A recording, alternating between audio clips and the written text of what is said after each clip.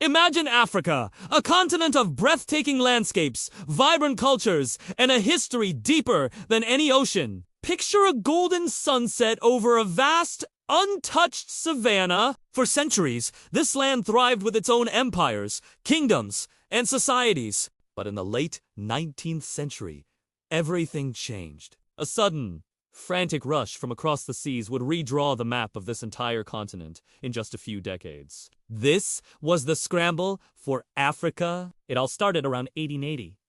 Before then, European presence was mostly limited to coastal trading posts. But a perfect storm of economic ambitions, national rivalries, and a misguided sense of civilizing mission ignited a territorial feeding frenzy. At the Berlin Conference of 1884, European powers gathered not to understand Africa, but to divide it among themselves, without a single African representative present. Imagine a map of Africa in 1880, a colorful mosaic of indigenous states. Now, watch it transform! In just 20 years, that map is almost entirely repainted with the colors of European flags. The speed was staggering. Lines were drawn with rulers on maps in faraway European capitals, slicing through communities, separating families, and forcing rival groups into newly formed colonies. The British Empire, the largest of them all, painted a huge swath of the continent red. They controlled a vast corridor from Egypt in the north, down through Sudan, Uganda, and Kenya, all the way to South Africa in the south. This was their dream of a Cape to Cairo railway. They also took control of populous and resource-rich territories like Nigeria and the Gold Coast, now Ghana, in West Africa. Not to be outdone, France carved out an immense empire, primarily in West and North Africa. Look at the map! And you'll see a massive block of French blue stretching from the Mediterranean coast of Algeria and Morocco deep into the Sahara and the Sahel. They also claimed the huge island of Madagascar off the southeastern coast. Their colonial model often focused on cultural assimilation, trying to turn colonial subjects into French citizens. Germany, a latecomer to the imperial game, was determined to claim its place in the sun.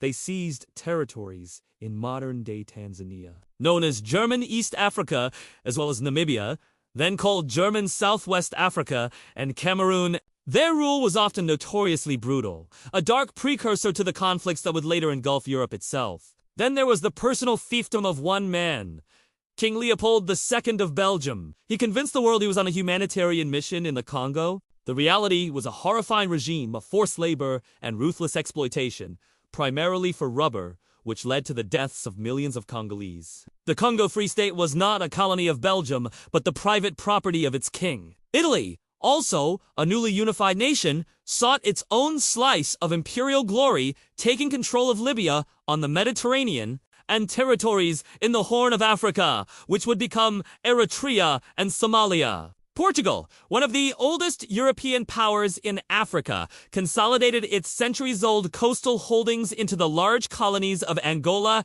and Mozambique. Spain held smaller territories, including parts of Morocco and what is now Equatorial Guinea. By 1914, the scramble was complete. The entire continent, with two remarkable exceptions, was under European rule. So, who were these exceptions? First, there was Ethiopia, an ancient kingdom with a rich history stretching back millennia. When Italy attempted to invade in 1896, the Ethiopian forces under Emperor Menelik II delivered a stunning and decisive victory at the Battle of This victory was a powerful symbol of African resistance and ensured Ethiopia's sovereignty. The second nation was Liberia. Founded in the 1820s by formerly enslaved African Americans returning to Africa, it was established as a republic. Its unique history and its ties to the United States helped it maintain its independence throughout the colonial era, though it faced immense internal and external pressures. These two nations,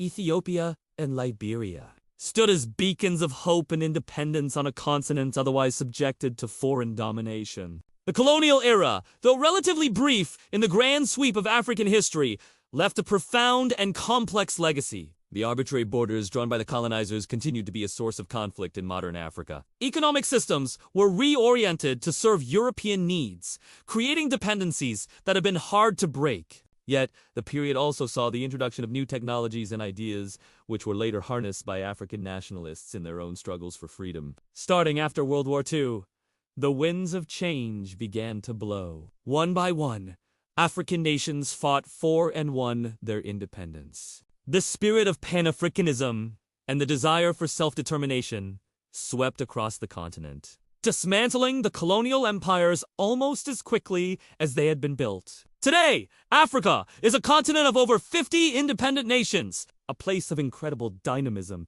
innovation, and cultural richness. Its history is not just a story of victimization, but a testament to resilience, strength, and an unbreakable spirit. Understanding the scramble for Africa is essential to understanding the world we live in today. It's a reminder of the complexities of history and the enduring power of a people to shape their own destiny. Thank you for joining us on this journey through a pivotal moment in history. If you found this video insightful, please give it a like and subscribe to our channel for more stories that shape our world. We'll see you in the next one.